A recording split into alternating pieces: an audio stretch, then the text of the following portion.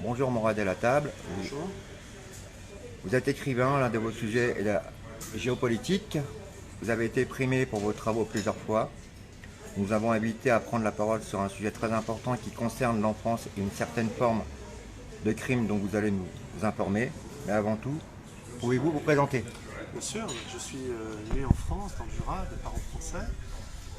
Je suis citoyen français, écrivain, géopolitologue, conseiller en investissement stratégique. On peut juste se parler un tout petit peu plus fort pour que les Vous voulez que je personnes qui... répète Oui, alors. Ok. Pouvez-vous Donc pouvez-vous vous présenter?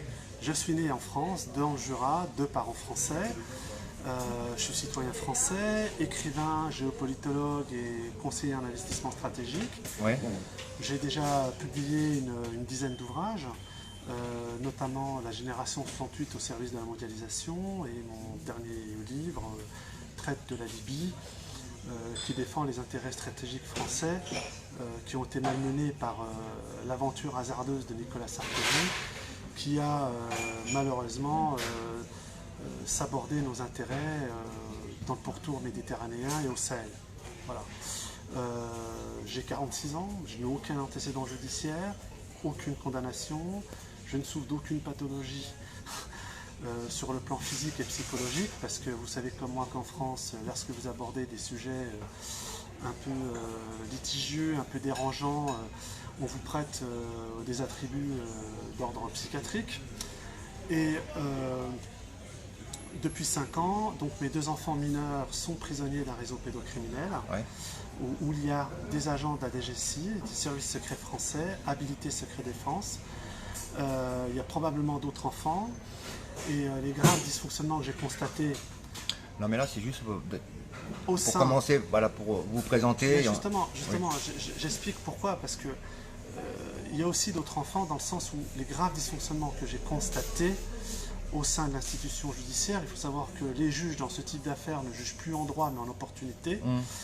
Et au sein aussi de la préfecture de police de Paris, car il y a un point commun entre mon affaire et celle d'Epstein. Mes enfants ont été amenés à l'étranger à mon insu, des documents administratifs ont été refaits, c'est-à-dire des pièces d'identité, des passeports, sans mon autorisation, sans mes signatures, ce qui est extrêmement grave et illégal par ailleurs. Alors vendredi dernier, il y a plus d'une semaine, vendredi, enfin c'était un vendredi, c'était il y a 2 semaines, il me semblerait, vous avez lancé un message sur Twitter accompagné d'une lettre ouverte à Laurent Nunez. Pourquoi? Je lui ai écrit d'abord pour le sensibiliser. Il est l'ancien patron de la DGSI, il est secrétaire d'État au ministère de l'Intérieur, donc et pour le mettre au pied du mur, parce que ou bien il agit, ou bien il cherche à camoufler et à étouffer l'affaire. Ça c'est son problème. J'ai même envie de dire, c'est lui et sa conscience. Qu'est-ce que je voulais que je vous dise? Mais il est obligé de prévenir le président de la République français, ou sinon il s'en expliquera devant un juge d'instruction. Et pour moi, l'essentiel dans tout ça, c'est que le président Emmanuel Macron, il est censé réputé être au courant, et parce que j'ai saisi les autorités de l'État, pas seulement Laurent Nunez, j'ai aussi saisi les procureurs concernés, saisis et informés. Donc si Emmanuel Macron n'est pas au courant, c'est que le travail n'a pas été fait et que les services de l'État présentent une véritable carence. Il y a des téléphones quelque part. Est-ce que les téléphones, on peut les mettre... ils sont éteints? Excusez-moi. Donc ça voudrait dire que si Emmanuel Macron n'est pas au courant, il y a des véritables carences au service de l'État et que on laisse agir au sommet de l'État la DGSI et des réseaux pédocriminels. Voilà. Pouvez-vous nous dire quelle est la situation en France? Alors je tiens d'abord à préciser que les Français ignorent souvent la réalité et l'ampleur des faits. Et c'est normal, parce qu'on arrête souvent des cas particuliers et non pas des réseaux pédocriminels. Or, ce qu'on vit aujourd'hui en France, c'est de l'ordre des réseaux, c'est-à-dire des viols en réunion. Et ces réseaux sont toujours constitués, c'est pour ça qu'on n'en parle pas souvent, de 3 personnages clés. Il y a toujours un policier haut placé qui va influencer pour faire trafiquer les enquêtes. Il y a toujours un magistrat corrompu qui va violer ce code de déontologie. Et il y a toujours un médecin, un psychiatre, expert auprès des tribunaux, qui va prévenir que le parent, soi-disant plaignant, ait des problèmes psychologiques. Donc ça, c'est la première réalité. En France, c'est une pédocriminalité de réseau. C'est pour ça qu'on en parle rarement. On nous montre à la télévision un vieux pervers qui a été arrêté, souvent des cas isolés. D'ailleurs, petite parenthèse, les brigades de protection de la famille en France, au sein des commissariats, n'ont jamais à ce jour arrêté de réseau. Donc on pourrait quand même se poser la question. En termes de chiffres, il faut savoir qu'aujourd'hui, ça peut effrayer, mais c'est la réalité, la France est le premier État pédocriminel au monde.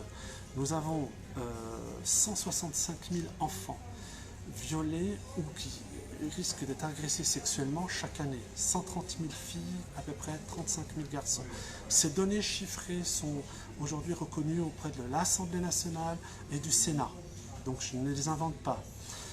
Il y a 58 000 enfants qui disparaissent chaque année en France. La moitié est à peu près retrouvée dans les 72 heures. Pour le reste, on ne sait pas où ils sont. Et quand ils arrivent à l'âge de 18 ans, on arrête les recherches. Il faut savoir qu'il y a en France, parce que vous allez me poser la question, un secrétaire d'État en charge de la protection de l'enfance, Adrien Taquet. Je l'ai déjà sollicité, il n'a jamais répondu à mes questions. Adrien Taquet, on peut se demander à quoi il sert, pour une raison très simple. Il a fallu que des journalistes courageux fassent un travail, je pense aux journalistes d'M6, des zones interdites, auprès des aides sociales à l'enfance, qui sont littéralement des structures où les enfants sont maltraités, agressés sexuellement, violés. Adrien Taquet a attendu ce reportage de journalistes français pour faire un communiqué. Comment se fait-il qu'il n'était pas au courant avant? Pourquoi est-il rémunéré? Autre point, quand il a été invité chez Laurent Ruquier, il a osé dire que la majorité des enfants, 80%, étaient victimes d'inceste, et donc il n'y avait pas de réseau. Il a encore une fois menti, pour une raison très simple. Comment ça se fait qu'il y a 80% d'enfants victimes d'inceste et qu'il n'y a que 0,3% d'agressions sexuelles sur enfants qui sont jugés? Sinon on aurait 80%. Donc ces cas incestueux alimentent les réseaux pédocriminels. Et puis dernier point, la loi Schiappa, depuis qu'elle a été votée l'année dernière, en plein été, que par 80 députés de la République En Marche, première question, où étaient les autres députés? Et deuxième point, depuis que cette loi est passée, la majorité des cas sont correctionnalisés. Il y a de moins en moins de cas qui passent aux assises. Et ça, toutes les associations qui militent pour la protection de l'enfance le reconnaissent. C'est-à-dire qu'aujourd'hui, les victimes de violences, les viols en réunion, les placements abusifs, la pédocriminalité en France n'est pas traitée à la hauteur d'un pays qui est la 5e puissance du monde. Avez-vous eu des retours depuis? En tout cas, je n'ai pas eu de retour de Laurent Nunez. Manifestement que des agents des services secrets français au sein de la DGSI, je parle d'une minorité, qui viole et torture des enfants. Si pour lui c'est pas une priorité, j'ai presque envie de dire, c'est lui sa conscience, qu'est-ce que vous voulez que je vous dise? Moi je rappelle juste une chose, c'est que aujourd'hui les faits sont extrêmement graves, puisque des gens qui sont censés assurer notre protection et lutter contre l'antiterrorisme se retrouvent mêlés à des histoires de pédocriminalité. Vous avez des preuves à nous? La dernière preuve, alors oui, j'ai des preuves que j'ai transmises au parquet antiterroriste de Paris, dont j'espère qu'ils ouvriront une enquête. Et puis l'autre preuve flagrante qui est aujourd'hui rendue publique, c'est en juin 2019, le commandant de la DGSI dans les Ardennes, un poste extrêmement important, en charge de tout ce qui est le grand est de la protection de la France par rapport à l'entrisme éventuel de djihadistes sur notre sol. Il a été arrêté alors qu'il violait une jeune fille mineure musulmane au prétexte de la déradicalisation. Il a dit qu'il était un expert en manipulation. Je pense qu'il est surtout expert en agression sexuelle. Et surtout, dans ses ordinateurs privés et professionnels, on a retrouvé plus de 10 000 images et vidéos pédopornographiques. Manifestement, il alimentait aussi un réseau. Donc aujourd'hui, il est en détention provisoire. Il y a un procureur à Metz qui a fait un remarquable travail. Est-ce qu'on lui permettra d'aller jusqu'au bout? Je ne sais pas. En tout cas, dans le cadre de mon affaire, vu que mes enfants sont prisonniers d'un réseau pédocriminel où il y a des agents de la DGSI, mon avocat, mes conseils demanderont à visionner ces 10 000 vidéos en espérant que mes enfants n'y soient pas et d'autres par ailleurs. Ce combat est difficile. Quelle est la prochaine étape de votre combat? La prochaine étape, c'est bien sûr la mobilisation, une prise de conscience collective, car nos enfants en France sont en danger. Les Français sont pour l'instant endormis, j'ai envie de dire, mais je vais vous dire une chose très simple. Les Français subissent une grave crise économique. De plus en plus, les gens sont appauvris. On le voit avec les manifestations des Gilets jaunes. Mais est-ce que pour autant vous pensez que les Français vont accepter que leurs enfants soient en plus violés? Je vous raconte, et je vous dis dans les yeux, les Français vont se réveiller avec une puissance phénoménale pour mettre à bas tous ces réseaux pédocriminels qui s'en prennent à leurs enfants. Trop, c'est trop. Emmanuel Macron est au courant. Dans votre question, qui est somme toute extrêmement pertinente, il y a une chose qui est très importante et que je dois dire. Du fait que je rende public cette affaire, les réseaux pédocriminels français ont toujours la même méthode pour détruire la parole du parent plaignant. Et j'en sais quelque chose puisque le chef de la politique pénale générale et le substitut général ont tenté de le faire à mon endroit. J'espère qu'ils seront bientôt démissionnaires de leurs fonctions. À chaque fois, ils disent exprès que c'est un conflit familial, pour que les Français ne s'intéressent pas à l'histoire. À chaque fois, ils essaient de retourner l'accusation contre le parent plaignant, ce qui m'est arrivé. D'ailleurs, j'ai porté plainte à Versailles. Il s'avère qu'on essaie de classer sans suite mon affaire, alors que j'étais accusé d'une grave diffamation. L'enquête de police de Versailles a été falsifiée par le commissaire central de Versailles, et la procureure générale, peut-être trompée, a dit qu'une diffamation n'était pas dans un texte pénal. C'est quand même assez inédit. Donc j'ai saisi en recours le procureur général de Versailles, je pense qu'il établira au final la vérité. Et puis troisième point, c'est qu'on essaie toujours de vous prêter une pathologie psychiatrique. Or là, j'ai la preuve que le Conseil national de l'ordre des médecins, qu'on voit aujourd'hui faire la leçon au professeur Raoult et Perron, a permis à ce qu'un document extrêmement important qui était l'aveu du médecin expert psychiatre dans mon affaire, que le docteur Dubec, apologiste du viol, a reconnu que la juge dans mon affaire, Géraldine Charles, je la cite, lui avait téléphoné et il a reconnu qu'elle lui avait fait pression pour orienter son rapport. Bizarrement, son rapport aujourd'hui a disparu. Rapport qui a été rédigé par la conseillère ordinale. Donc les faits sont extrêmement graves. Les réseaux pédocriminels ne reculent devant rien. Il faudra que le Conseil national de l'ordre des médecins s'explique d'abord là-dessus, sur le fait qu'il protège aussi ces réseaux, plutôt que s'en prendre aux professeurs Perron et Raoult. Comment peut-on vous aider pour ceux qui nous écoutent? Alors, pour celles et ceux qui nous écoutent? Déjà, il y a un point important. L'homme que vous avez en face de vous, ils n'ont pas hésité à me ficher S. Je suis passé à huis clos, Conseil d'État contre le ministère de l'Intérieur. Le Conseil d'État, bizarrement, m'a empêché de pouvoir avoir accès à mes fiches S. Donc, ces pédocriminels déviants de la DGSI avaient écrit un paquet de saloperies sur moi, mais ils n'ont surtout pas répondu aux conclusions de mon avocat. Donc aujourd'hui, j'ai saisi la CEDH pour fichage S illégal. J'irai jusqu'au bout parce que ça permettra à beaucoup de gens et beaucoup d'innocents à ce qu'ils ne puissent plus être fichés S illégalement en France, aussi bien pour des combats sociaux, éducatifs, culturels ou contre la pédocriminalité. Nous avons mis en place aujourd'hui avec un certain nombre d'amis une mobilisation avec une centaine d'amis déjà, mais j'ai dû aussi, en raison de l'affaire de la DGSI dans les Ardennes, où la majorité des enfants, pour le coup, fait rare, parce que d'habitude c'est plutôt des enfants de familles modestes, j'ai employé le mot blanc, même si j'aime pas l'exprimer. Là pour le coup la DGSI s'en prenait majoritairement à des enfants dont les parents étaient musulmans. Donc ils commencent à violer et à torturer des enfants dont les parents sont turcs, algériens, marocains, tunisiens, sénégalais et maliens. J'ai prévenu les autorités de ce pays, on va tenter de mettre en place une enquête internationale, parce que ce qui se passe en France est très grave. Et aujourd'hui, j'ai mobilisé à peu près 700 000 Français musulmans patriotes, à travers à peu près 200 mosquées, pour nous engager aux côtés de nos frères français, qui n'ont pas oublié leurs racines, j'ai presque envie de dire christiques, pour sauver les enfants de notre patrie française. Voilà. Et obliger M. Macron à éradiquer, à détruire ces réseaux pédocriminels, ce que font déjà très courageusement Donald Trump, Poutine et autres chefs d'État qu'on traite trop facilement d'autocrates en France, alors que dans leur pays, ils font le ménage. Que dites-vous à ceux qui ont peur? Je n'ai pas tout à fait répondu aussi à votre question sur l'aide que vous pouvez m'apporter. Oui. On finira par Aujourd'hui, ceci. alors, l'aide que vous pouvez m'apporter, pas seulement à moi, mais à toutes ces femmes et ces hommes qui militent dans le cadre de la protection de l'enfance, parce que c'est affreux ce qui se passe en France. Affreux. J'ai même envie de dire criminel.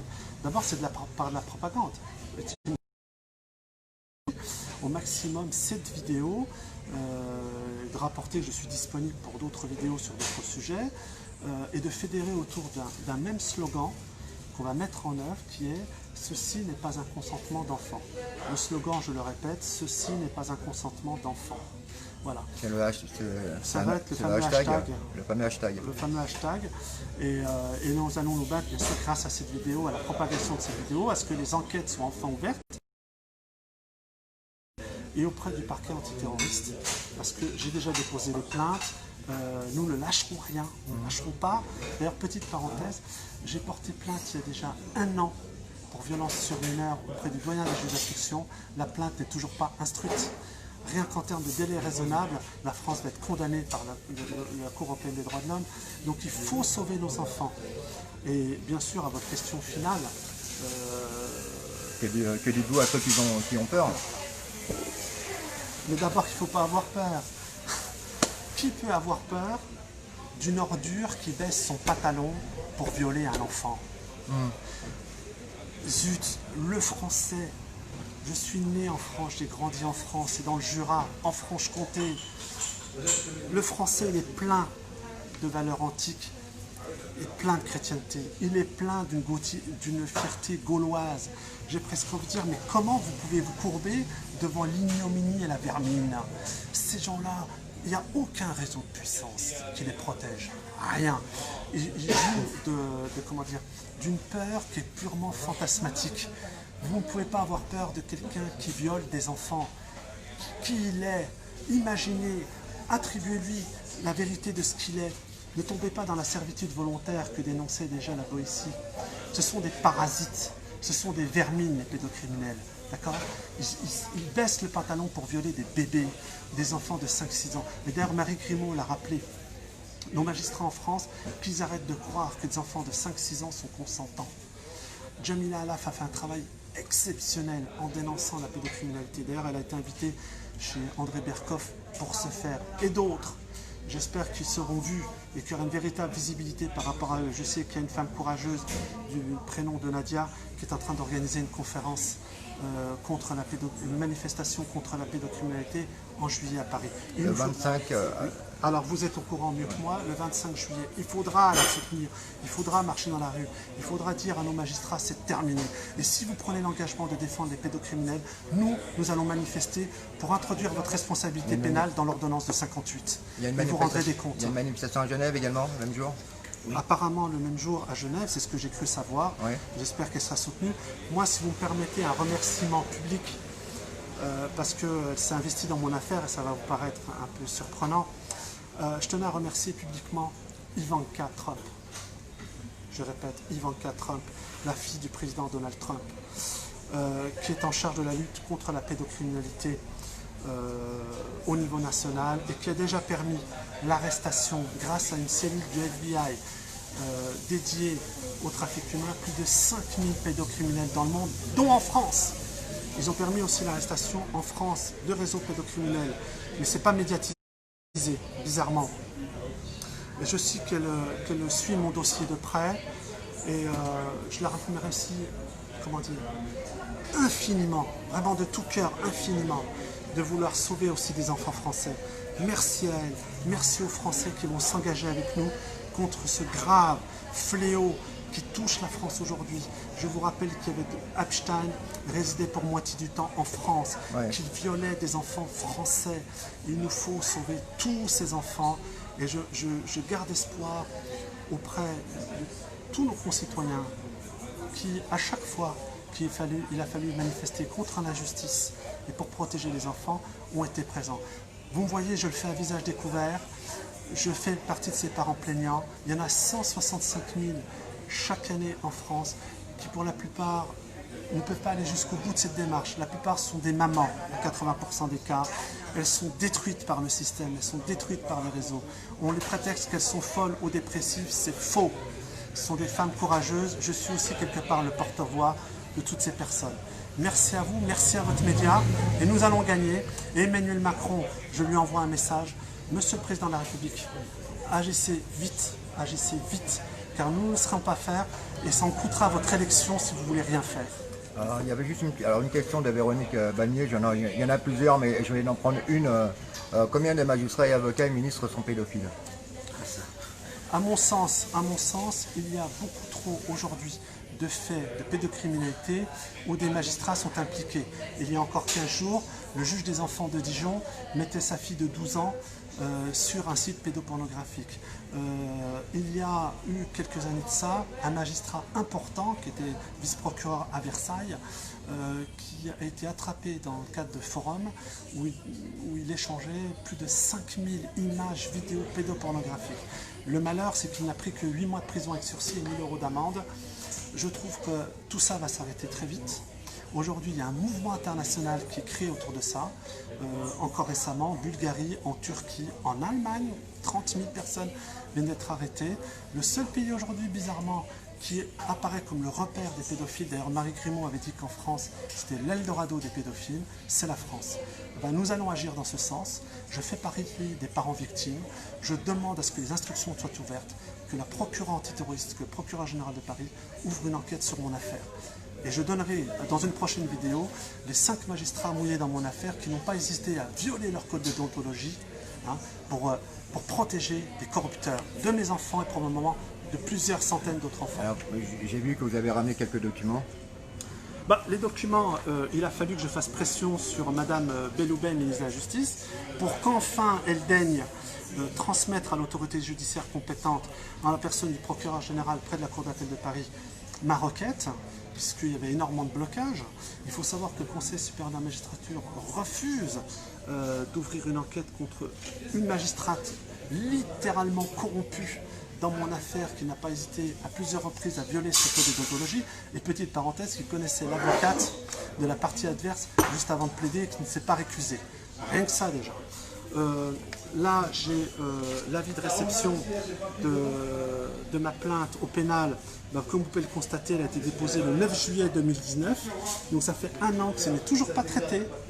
Pourquoi ce n'est pas traité? Quels sont les pédocriminels déviants au sein de la DGSI qui ont pu faire pression sur la magistrature afin que l'affaire ne soit pas traitée? La dernière en date, c'est l'avis de classement sans suite à Versailles, où la procureure dit que les faits dénoncés pour des faits de diffamation ne sont pas punis par un texte pénal. Il suffit de taper sur Google pour voir qu'une diffamation, c'est une infraction pénale. Là, vous avez ma plainte auprès du procureur général de Paris. Elle fait 7 pages. Il y a le nom de tous les magistrats concernés dans mon affaire. Et là, c'est ma plainte auprès de la procureure antiterroriste de Paris, où effectivement, mon ex-compagne dit apprendre, je l'ai par attestation d'huissier, elle rend public des lieux visés par des attentats terroristes sans que jamais elle ait pu être interrogée. Donc en plus de ça, ces agents de la DGSI mettent en danger nos enfants, puisqu'ils les violent et les torturent, mettent en danger nos concitoyens français parce qu'ils ne font pas leur travail contre l'antiterrorisme, mais mettent aussi en danger nos forces militaires armées, forces sentinelles, puisque manifestement ils savent où il y aurait des attentats, mais ne les empêchent pas. Alors on peut féliciter ces ordures. J'espère que dans un avenir très très proche, Emmanuel Macron va prendre la mesure de ce qui se passe, parce qu'il y joue sa future réélection. Je le dis, Emmanuel Macron, vous êtes aujourd'hui notre président de la République. Ou vous agissez et vous faites tomber ce réseau pédocriminel, ou vous ne serez pas réélu. Peut-être même que vous ne finirez pas votre mandat avant l'heure. Juste une question par rapport à ce que vous dites. Est-ce que vous pensez déjà que par rapport à la peur, plus les gens vont s'emparer de ce sujet et vont le mettre sur la place publique, et plus des personnes comme vous et les victimes seront protégées justement? Et je pense qu'ils jouent là-dessus. Ils font peur, ils font des menaces pour que justement on ne puisse pas vous protéger. Et c'est là où c'est pour ça que je veux faire cette démarche, parce que je pense qu'il est grand temps que tout le monde soit derrière les victimes pour les protéger, pour qu'on ne puisse pas justement vous faire passer soit pour fou ou carrément vous enfermer. Alors, la question est très pertinente. Et effectivement, j'ai subi 3 tentatives d'effraction, 2 tentatives de vol. Je me suis battu 2 fois, 2 reprises avec des inconnus. Donc une fois, j'ai filmé la scène quand même. Ça a été classé sans suite. Il y a un vice-procureur dans mon affaire qui s'est amusé à tout classer sans suite, qui est allé jusqu'à empêcher l'exécution d'un procès-verbal de réquisition faite par une procureure en charge de la protection de l'enfance. Imaginez jusqu'où il est allé en empêchant les enfants d'être entendus par des psychiatres. Mais je vais vous dire une chose, la peur, elle a changé de camp. Oui. Elle a complètement changé de camp. Moi, aujourd'hui, j'ai fait une lettre ouverte au président de la République. Donc, il est au courant de tout. Les Français sont au courant de mon affaire. Aujourd'hui, ils n'osent même plus venir me menacer et autres. Aujourd'hui, c'est eux qu'on peur. Je vais vous donner la prochaine fois les noms des magistrats. Il faut savoir que le commissariat du 17e arrondissement, la commissaire centrale du 17e arrondissement, Catherine Jourdan, la commissaire centrale du 8e arrondissement et la commissaire centrale de Versailles ont falsifié les enquêtes. Je le dis face caméra. Et ont bénéficié de l'aide de 2 voyous de l'IGPN, dont j'ai les signatures mais pas les noms. On va les retrouver grâce au juge d'instruction, qui ont validé les falsifications d'enquête. Ils vont tomber, ils vont tous tomber, et on va sauver des milliers d'enfants. Ce n'est que le début. Juste une question. Alors juste une dernière question.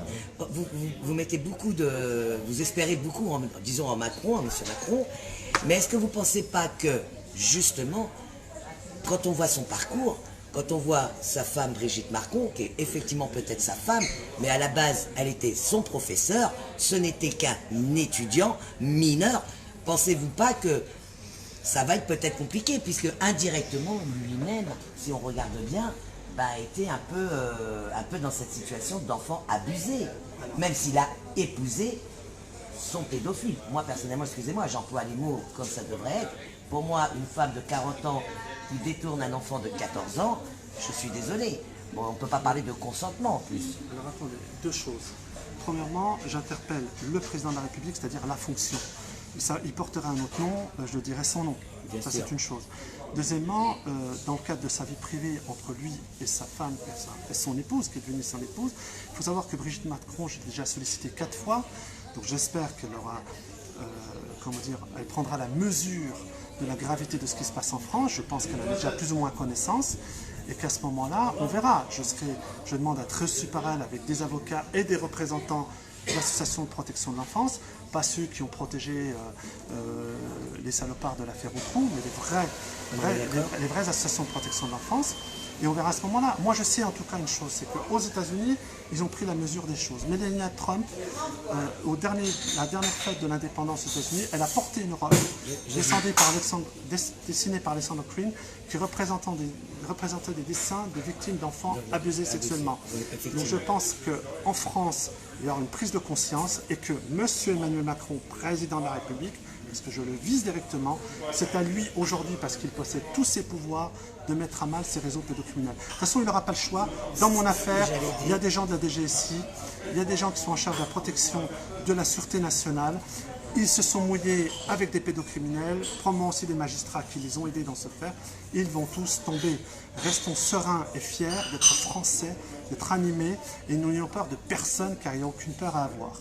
Et tous ensemble, combattre pour la protection de nos enfants. Mais on gagnera tous ensemble. On est bien Le d'accord. combat, il est pour tous les enfants de France. Bon, en tout cas, je vous remercie d'avoir été plus ou moins clair sur le sujet de la pédocriminalité. C'est moi qui vous remercie. En tout cas, Et de le porter à visage découvert, chose qu'il n'y en a pas beaucoup qui ont le courage, parce qu'on sait toute la répression que vous pouvez subir. Donc, je l'ai subi, mais bientôt eux subiront. Félicitations. Je l'ai subi et bientôt eux subiront la radiation à la foudre des Français. Merci Morad à la table. C'est moi qui vous remercie et je remercie vos auditeurs et vos lecteurs et ceux qui visionneront cette vidéo et la diffuseront au plus grand nombre. C'est aussi ça le prix de la protection. Voilà. Merci à vous, c'était Jamel Bouaban pour le Media Live. Donc j'étais en compagnie aussi de Nadia. Voilà, un petit coucou. Et je vous souhaite une très belle journée et je vous dis à très bientôt et je vous remercie à vous toutes et à vous tous pour vos commentaires. Merci à vous. Merci à vous. La justice protège les pédophiles. La justice protège les pédophiles. La justice protège les pédophiles. À pas cette complicité de merde.